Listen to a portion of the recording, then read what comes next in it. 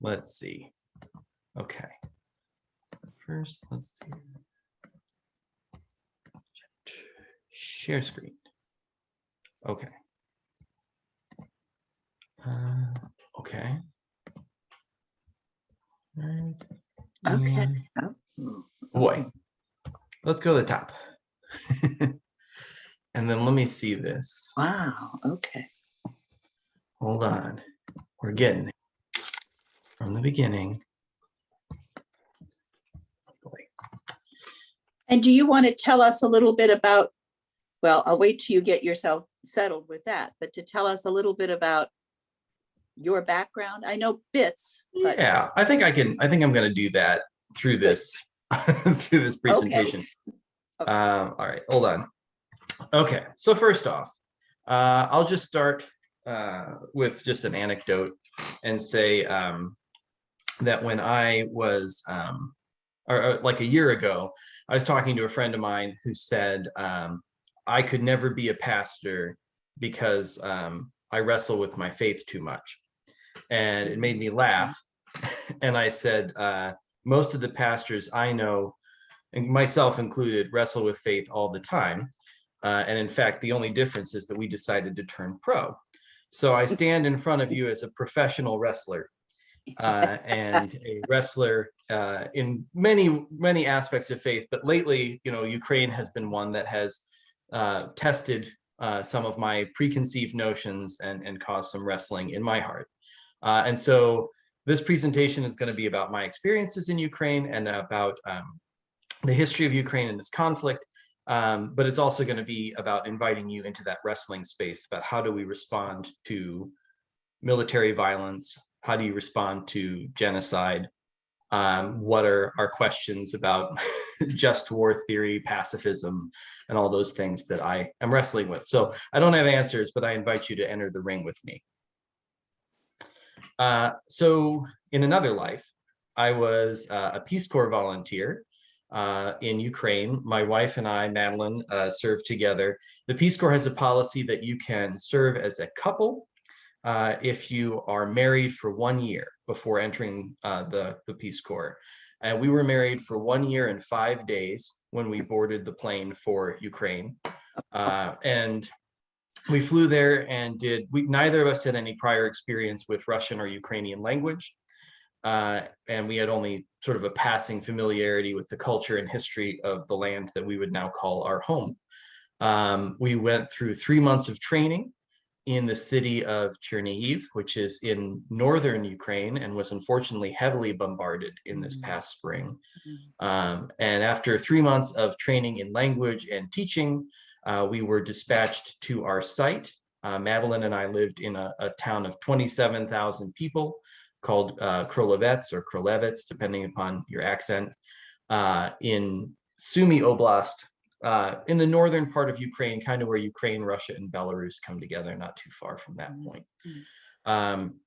We served there for 2 years. I was an English teacher in the creatively named Specialized School Number 1. And Madeline was an English teacher in the equally creatively named Specialized School Number 3. We also did community programming. We co-led a series of youth camps in our region. We would go to other volunteer sites and we would lead a weekend camp on English, character development, citizenship, things like that. And we collected a fee for all of those camps. And then we blew that entire budget in the summer on a week-long summer camp on the River Desna, where we continued to develop those themes with Ukrainian young folks. After our 27 months were concluded, we came back to the United States in December of 2012. I want to emphasize that we were in Ukraine in a really interesting period in its history. Ukrainians had lived under some form of foreign rule for something approximating 250 years prior to our arrival there. Of course, Ukraine was home to the Kievan Rus, one of the great kingdoms of the Slavic cultures. In the 16th century, it was a land of independent farmers and Cossacks. But slowly and steadily over the 16th and 17th century, Russia, the Polish-Lithuanian Commonwealth, other neighbors sort of ate away at their territory. And by the 19th century, much of Ukraine was a part of the Russian Empire, and the rest was a part of the Austro-Hungarian Empire. This, I would argue, is a form of colonialism. We don't always recognize it because it's not overseas colonialism. It's a land-based empire as opposed to an ocean-based empire. And also, of course, there's not a profound racial difference between Russians and Ukrainians, while there is a significant cultural and ethnic difference between the two. And so for much of the 19th and 20th century, Ukrainian culture was either actively suppressed by the ruling powers or was given sort of second-class citizenship status in various settings. There were, of course, folks who resisted. The guy on the left is the national poet of Ukraine, Taras Shevchenko, with his walrus mustache. He glowered down at me from the walls of every classroom I taught in Ukraine. You know, they kept Ukrainian culture, Ukrainian language alive, Ukrainian folk dress, and all these things. So there was a resilience under occupation at the same time. There was a brief period at the end of the First World War when the great empires collapsed, where Ukraine achieved a degree of independence for a few years. Then, of course, much of Ukraine was swallowed up by the Soviet Union and the rest by Poland. Initially, Soviet rule saw a renaissance in Ukrainian culture. There was this sort of socialist idea of appreciating the people's culture, and if you have this expansive view of a coming global revolution, you celebrate the many different cultures underneath your umbrella here. But by the 1930s, the government in Moscow had become fearful of increasing Ukrainian identity and independence and embarked on an active campaign of repression. The Soviets collectivized agriculture, in part, I mean, I think ostensibly because of their sort of socialist understanding, but in reality, I think it was a calculated move to break the independence of Ukrainian farmers. And they requisitioned grain, again, ostensibly to fund an industrialization program. They could sell grain abroad and use that money to buy materials on the foreign market that they needed for industrialization and militarization. But in reality, they took so much grain on purpose that they triggered a massive famine in Ukraine that killed millions of people. The highest estimates are as much as 10 million people. We'll never know for sure because the Soviets actively destroyed the census records from that time period to hide just how many people had died. The photo in the middle comes from this thing called the Executed Renaissance. In the 20s and 30s, there were Ukrainian authors and playwrights who were, creating this vibrant culture. And under the Stalinist campaign of repression, many of them were sent to the gulags and many others were executed. There's a place near Karelia called Sandomorsk where many Ukrainians were executed. And the story that's told, although I don't know if there's any way to verify it, but the Ukrainians say that when their authors and poets were executed there, they were told to put their heads together to save bullets. So this is a photo of the great minds of Ukraine being snuffed out by the Soviets. And then on the right is a photo from the Holodomor, the mass famine. It affected all of Ukraine. It affected the town where I live. We had, on the commemoration day, they would interview older residents of the town who remembered seeing bodies laying in the streets, who remembered, starving and the effort to steal grain in order to survive. And so this was very much a real part of the living memory of the Ukrainian people. Then, of course, the Second World War happened. And after coming out of this mass famine that lasted 4 or 5 years, then Ukraine was invaded by Nazi Germany and then reinvaded by the Soviet Union. Ukrainians were torn between these two empires, both of which committed genocides in varying ways. And Ukrainians sometimes fought for independence, sometimes they collaborated. Some Ukrainians helped with the Holocaust, some Ukrainians fought for the Soviets. It's a complicated time in their history and one that they're in many ways still grappling with.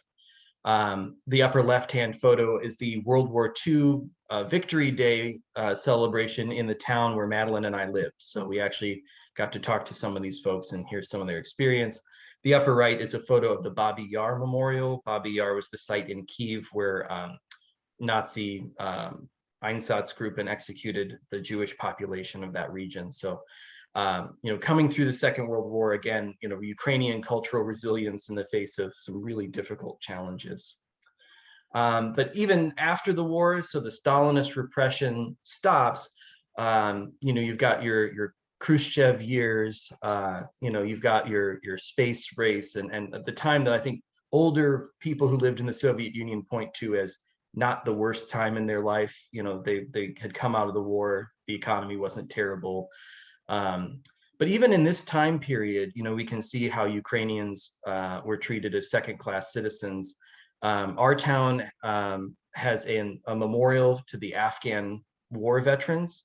And the center photo is the list of names of folks from our town who had been killed fighting in the Afghan invasion. Again, our town of 27,000 people. We went on the Trans-Siberian, Madeline and I, and visited different towns in Russia. The photo on the upper left is the war memorial for those from Yekaterinburg, which used to be called Sverdlovsk, who were killed. And that's a town of hundreds of thousands of people. And you can see that a town of hundreds of thousands in Russia lost a similar amount of people to a tiny village in Ukraine. And I remember Madeline we were being led around by friendly locals, and we didn't want to be too harsh with them, but Madeline was fit to spit. She was so mad to see this, mad on behalf of our town. And of course, the handling of the disaster at the Chernobyl atomic electric station. Similarly, the Russians were the Soviets were far more interested in saving face than in Ukrainian lives. In our town, so many of the older residents have severe thyroid problems because they absorbed cesium during the disaster, and apparently that could have been prevented with potassium iodide tablets at the time, but they would not give them out to admit the mistake. And so, again, they didn't cancel the May Day parade in Kiev. They exposed millions of Ukrainians to this deadly toxin or deadly radiation, and still. So even in that time period, Ukrainian culture, while not necessarily actively suppressed, it was not the language of universities, it wasn't the language of trade, it wasn't the language of government. And so you find a decline in Ukrainian culture and language, but again, still folks holding on to it and keeping it alive. The Soviet Union collapsed in 1991, and Ukraine achieved independence for the first time in 200 years for any length of duration. Some things did change. Again, now Ukrainian language is once more a part of the government, a part of academics. Textbooks in schools are now in Ukrainian, and they tell the story of the Ukrainian people, not just the Soviet version of that story. And so people are sort of waking up to this Ukrainian identity. The church, which was actively suppressed, is allowed to come back. In our town, prior to the Soviet period, there were 7 churches in the city.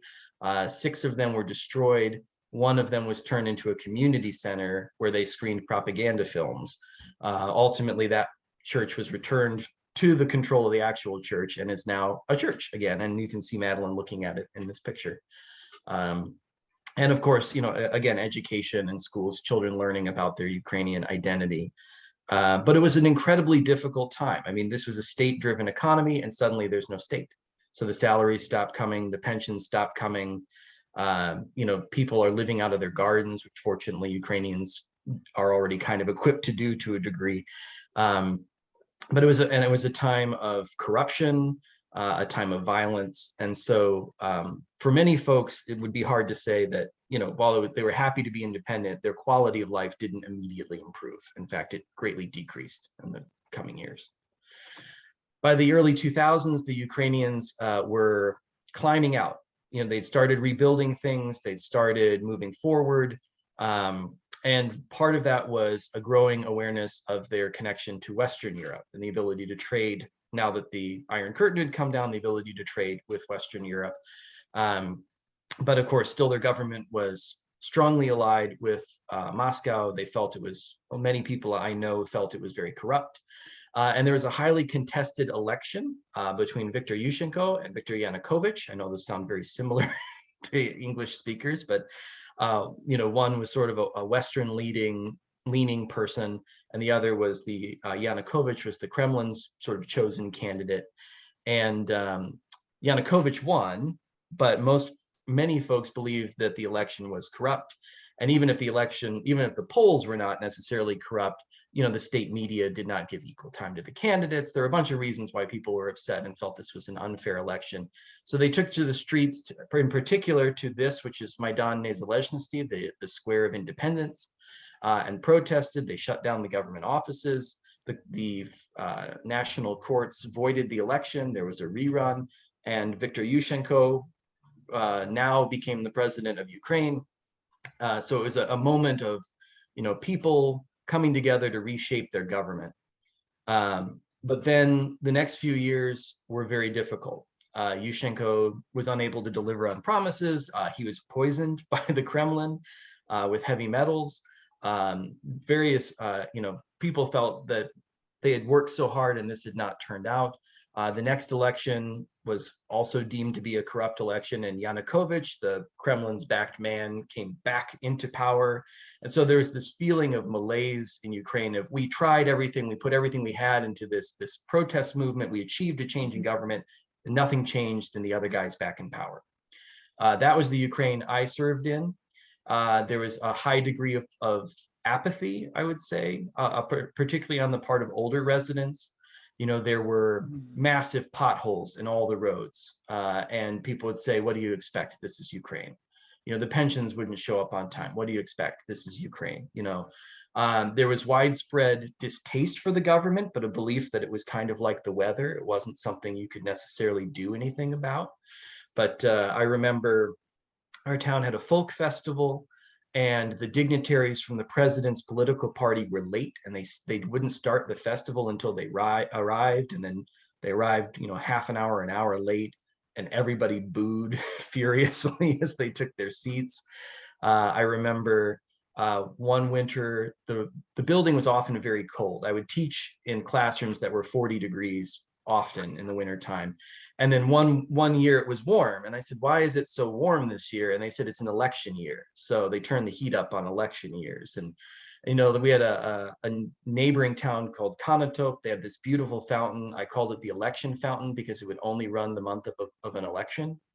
And it was that kind of stuff. And every school had a patriotic corner where they had the flag and the picture of the president and the Constitution.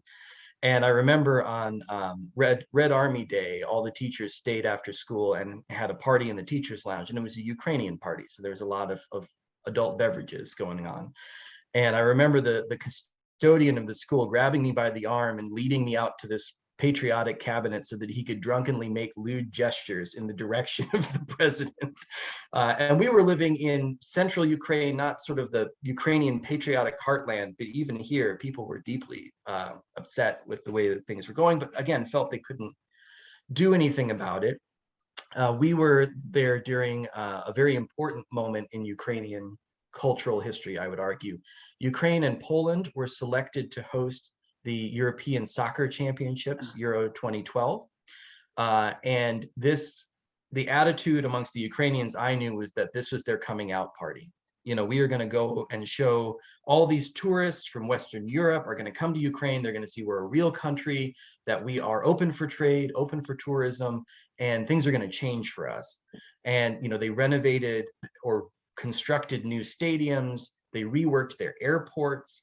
My tiny town of 27,000 people, the English teachers got together and made a schedule to make sure that someone every day would be at the train station who spoke English, just in case a tourist got off the train here.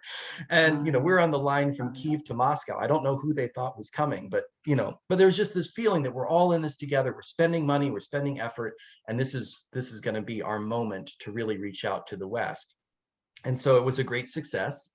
And the following year, the president, Viktor Yanukovych, had the opportunity to sign a new trade arrangement with the European Union. And at the last second, he announced to the country that he would not sign it and would in fact sign a new trade deal with Russia. The same Yanukovych who had been ousted in the 2004 election, the same Yanukovych who everyone hated so much and believed was in the pocket of Russia. In this moment, a lot of frustration came out.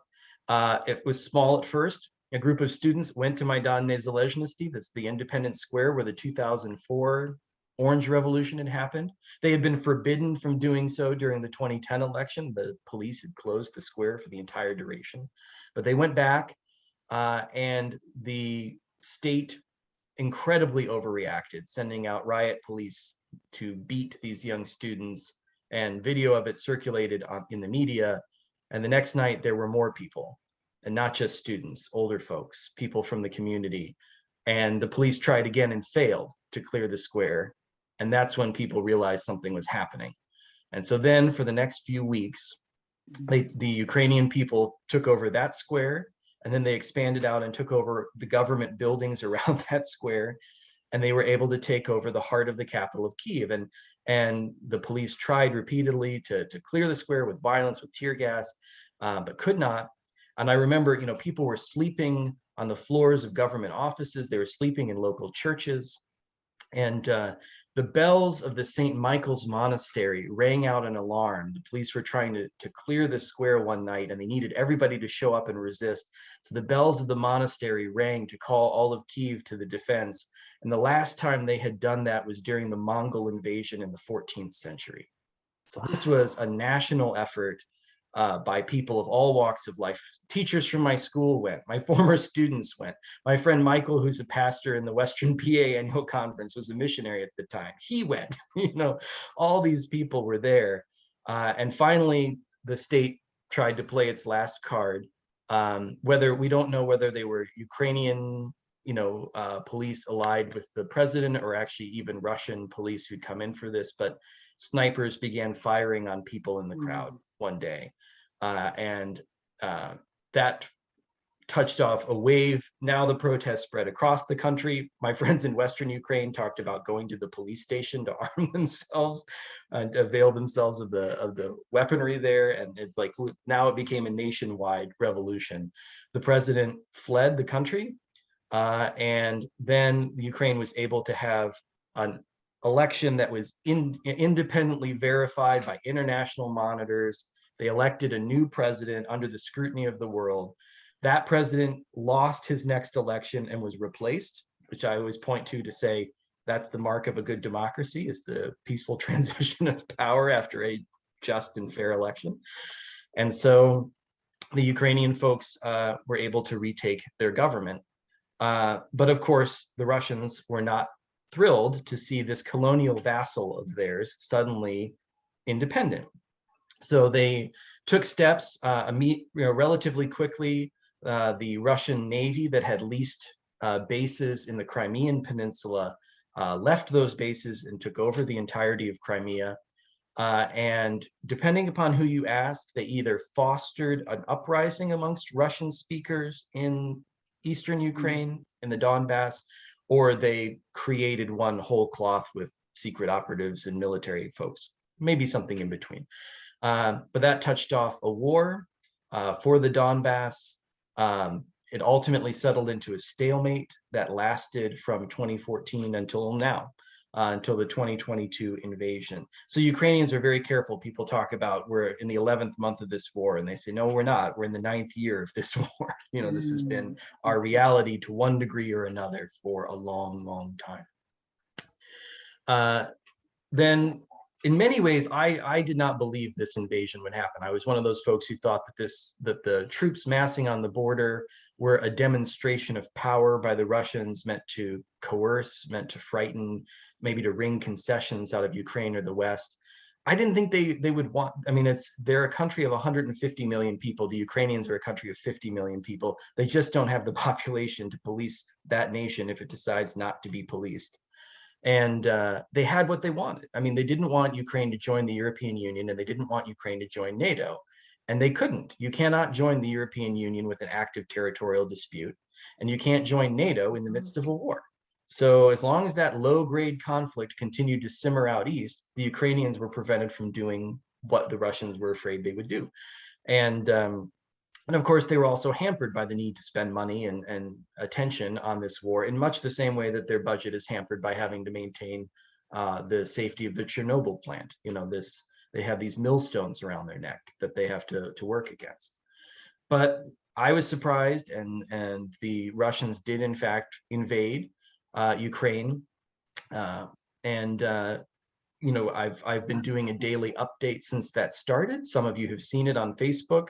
Right now, it's averaging about 2,000 words a day, and we're over 300 days in. So I don't know how many words I've written about this, but I try to keep the word out there about what's going on.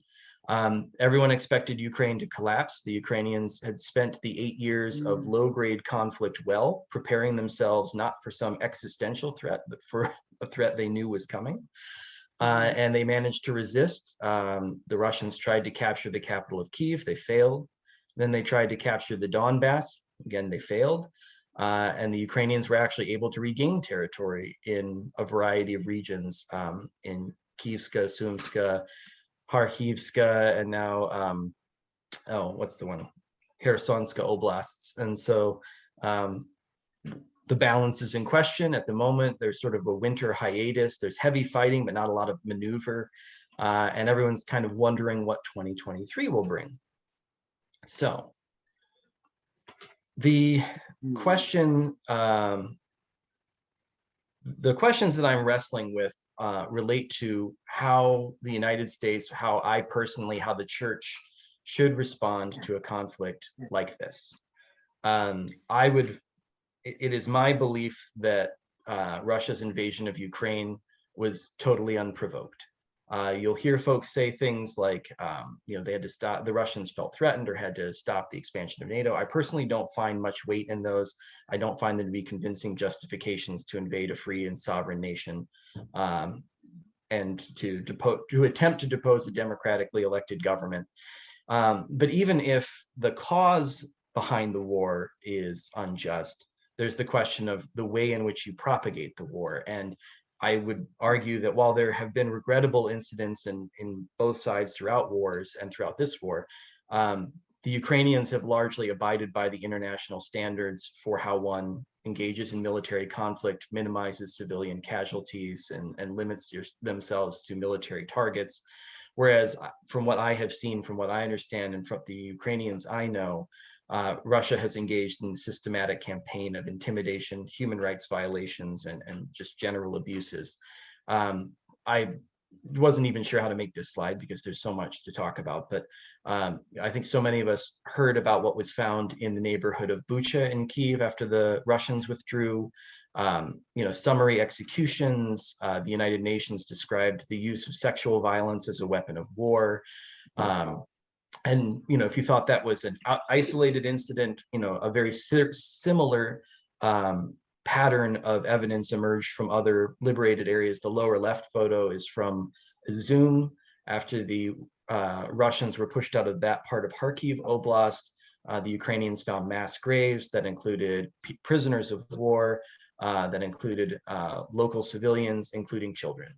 And then in the upper right there in Kherson Oblast, when the Russians were pushed out, the Ukrainians claim to have found, and international observers agree, multiple sites for torture of local civilians, including one specifically designated for the torture of young adults.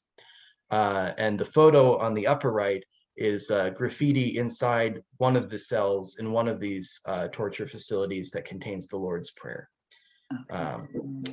It's particularly poignant to me to read "On earth as in heaven" in a place like that.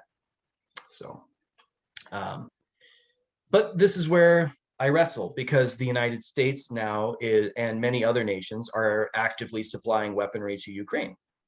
And I would identify throughout my life as an anti-militarist in my viewpoint. In general, I'm suspicious of the military-industrial complex, as Reverend Raymond said about the violence inherent in our society, our belief that violence is the answer to so many of our questions. I would argue that we worship coercion and coercive violence to a degree that becomes idolatry here. I know I have preached against the military industrial complex, and I have preached against our use of violence around the world, and our understanding that any international question can be solved by cruise missiles and drone strikes. That's been something that I have railed against in my preaching. And yet here I find myself with a question about this war and what is going on here. What is my understanding? And wrong way, this way. I skipped a slide. So, when I think about it, this is where I wrestle that, I would like to be a true pacifist, I think, in my heart. And yet sometimes in the face of certain kinds of violence, I think there's a right to resist. But then once you admit that maybe sometimes violence is an acceptable, if not a desirable response, then you have to develop a theory of a theology of just war. When is that okay? What are the parameters you put around that? And how do you prevent it from taking over? How do you prevent it from turning into a slippery slope? And so that's been the theological project that I have been on in the moment. I mean, and I have these internal dialogues with myself monologues, I guess, where I say, wouldn't it, instead of a war, should the Ukrainians have embraced, passive resistance, let the Russians take over, but lead a protest movement against them, practice civil disobedience in the face of military violence. And at the same time, the other side of my mind says, but I don't know if civil disobedience works in the face of genocide. If you're protesting, if the plan is to eliminate you all along, I don't know if civil disobedience would have worked for Native Americans here in the United States when we were trying to replace them. It worked very well in India because the British Empire needed the Indian people's labor to make their colony profitable. But I think sometimes Ukraine looks a lot more like South Dakota to a Russian perspective than it looks like India. And then there's a question I have about who am I to set parameters around the way in which formerly colonized people defend themselves against their colonizer. As a guy sitting here in Ohio, is it right for me to tell a bunch of Ukrainians that they really ought to die for my principles, of pacifism? But then at the same time, the other side of my voice is, well, we're arming the Ukrainians, and what does that do for us as a culture that is already obsessed with violence? And I'm not naive. I know that some of the reason why we're providing arms to the Ukrainians is because it makes us money. It fuels that military industrial complex. Everything we give away, we're going to turn right around to Congress and ask to replace if we weren't already planning to. And so how do we understand that? But again, I think we can all think of times when America has intervened internationally in ways that were incredibly harmful. But I think we can also think about some times when America refused to intervene in some circumstances that were also incredibly harmful. And so how do you tell the difference? How do you know what's right and what's wrong? So, my mental calculus tells me that, what we're seeing here is a pretty rare instance where key elements have lined up. You have a people who have an inherent right to resist. Their cause to me seems just. Your former colonizers trying to recolonize you and make you a vassal state for their empirical project. That seems like a pretty good reason. And then it's also a question of in war. It seems like the methodology of the invader has been incredibly cruel, and those resisting have been fairly scrupulous in trying to resist according to international standards. And so to me, I have been advocating to supply Ukraine with whatever they need. And it's migrated over time. I've often began by talking about air defense systems and defensive weaponry and whatever that is. I mean, it's sort of a misnomer, but migrated to I give Ukraine what they need to resist, give Ukraine what they need to liberate their territory and to survive. But at the same time, I feel like I need to maintain personal vigilance and accountability. And that's why I'm going to also treat this group as a degree of a confessional in a way, that there are things in my personality that I've experienced over the last year that I don't necessarily like. Some of it is the dehumanization of the enemy, if you will. Jesus says to love our enemies, to pray for our enemies. The image of God, I believe, exists in all people. And yet, Sometimes I experienced a degree of elation when I hear a Russian commander has been killed in Ukraine. Mhm. And that's something that's in my heart. I have to reckon with it. I am grateful when Ukraine wins and destroys enemy tanks or things, but I know people are inside those tanks. I've tried to resist on my channel, on my Facebook page, using dehumanizing language. Like Ukrainians will sometimes refer to the Russian invaders as orcs, to borrow a phrase from fantasy literature. I'm against dehumanization. At the same time, I've tried not to censor them in quotes when I quote from them, perhaps put a note in about what's happening there. But again, who am I to tell them how to tell their story?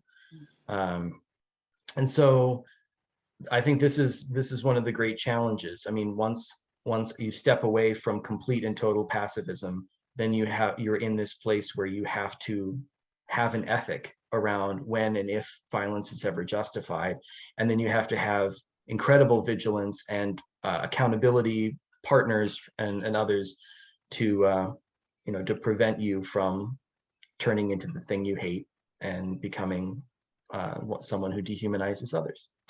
So that's when I talk about wrestling. That's what I'm wrestling with is there such a thing as just war theology? What are the limitations on the ethical use of violence for self-defense? How do we reconcile with a world that is marred by sin and violence, and what concessions do we make to it? And in what ways do we rise above it?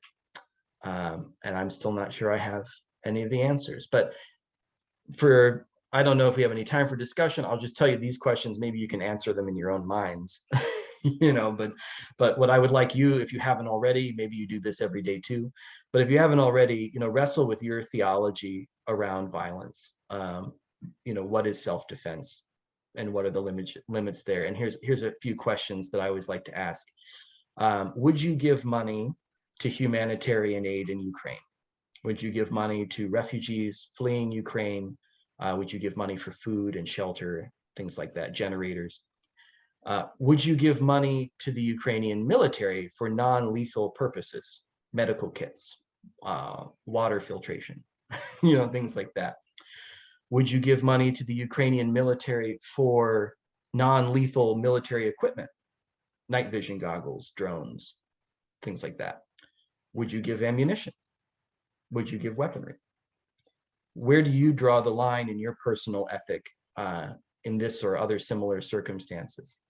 And now where do you want your government to be on that spectrum? And where do you want your church?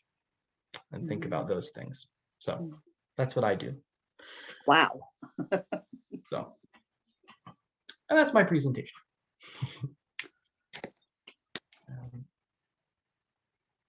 Wow.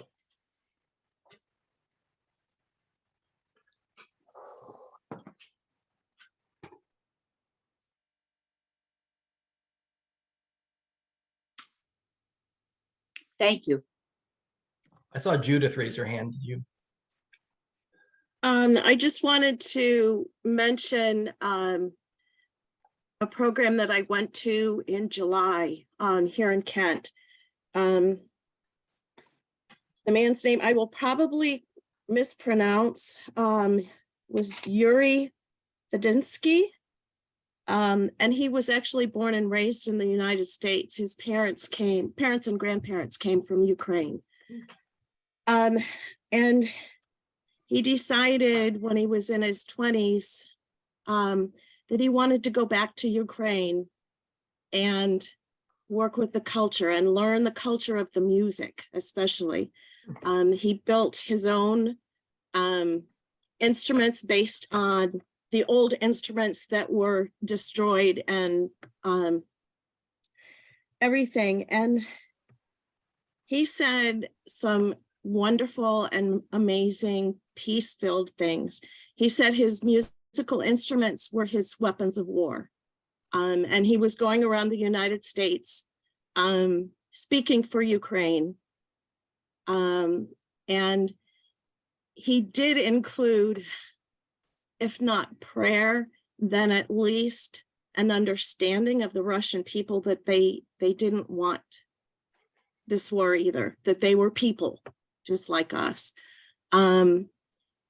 And all I can say is if you see that he is giving a program anywhere near, I'm not sure where he is now. I mean, that was back in July. Do it. He had CDs of his music. I was able to get one, and the music, it's incredible.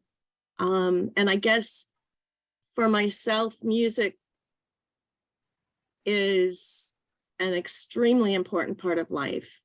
And I really appreciated his program, and it did give me new understanding for the culture, and the poetry and the music of Ukraine. And I have no idea how I would answer those questions. Well, at least we're in the same boat.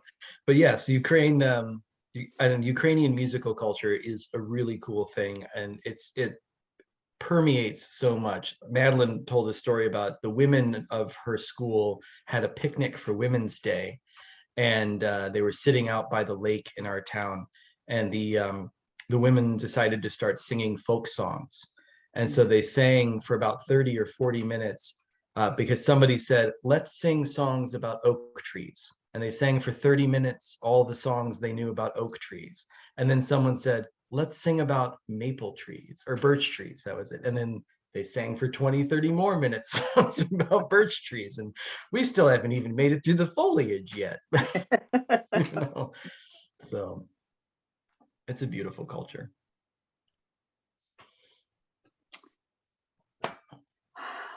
Well, the only piece that comes to my mind, those questions could take a lifetime to answer. But I think of the UN as kind of the parent in the struggle. You know, when you've got two siblings who are absolutely fighting each other, whether it's over the will or whatever it is, you know, the contention is nasty and bitter. Of course, my heart would be to say that Ukraine deserves our support. Russia, as the aggressor, is the nasty big brother that's beating up and not playing by the rules. But that's me over here, not having anything to do with what they're experiencing. And that's where my hope has been the UN. But of course, it can't get involved because Ukraine isn't part of the UN. So, I mean, Ukraine is part of the UN, but Russia is a veto power, and that's been my big frustration through it all. Is that idea that the United Nations is there to is capable of doing what the world's great powers are willing to allow it to do, you know, because of that veto power. I mean, I remember when the invasion started, you know, the United Nations General Assembly voted to condemn Russian aggression by an incredible margin. I did not know that would happen. I had my doubts, but the UN General Assembly can only issue non-binding resolutions. They can't, you know, make policy and they can't enforce policy. And the Security Council, again, could do that to a degree, but Russia has a veto power on that council and will not permit it to do so. And even then, that body would be using coercive force in its response. So it's like, it feels like, you know, that's the anarchist in me coming out. It's like, oh boy, you heard anarchism and showed up. He's my anarchat. But yeah, I mean, it's like there's a city, a state, and the national government, and above that, it's all voluntary, and it's it's messy and scary. I can understand that they don't want to bring us into, the leaders don't want us to go into another world war. And I can see this, you know, this certainly has the potential to do it. So I guess the other hope that I was looking to was the world court in terms of crimes against humanity. And I knew they were documenting, you know, and there was a lot of talk about that initially, and then the talk stopped and nothing has happened. And I thought at least that would be, it's not much more than a speeding ticket in the long run, but it's something. Yeah, and I still think there'll be some form of tribunal at some point. Unfortunately, you know, it sounds like it'll all be tried in absentia because they're not going to consent. And you know, and the other thing that I put a lot of hope in economic sanctions at the beginning of the war. And, you know, I think I have learned a lot. I was fairly naive about the degree to which those could fully change policy on the part of another country. If they take a long time to kick in, and they're so broad that they're often not very targeted in a way that you know, makes a country act. And there's always enough countries that don't abide by the sanctions, your Chinas and your Indias, who will continue to buy stuff from Russia, that they can limp along a lot longer than I thought. And but the one thing that sanctions have been able to do is to stymie the Russian military industrial complex to a degree.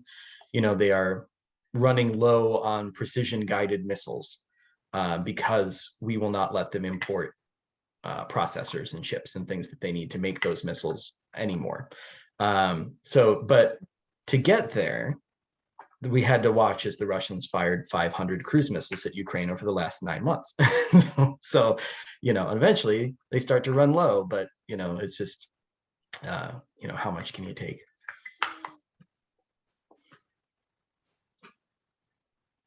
Amazing. Amazing.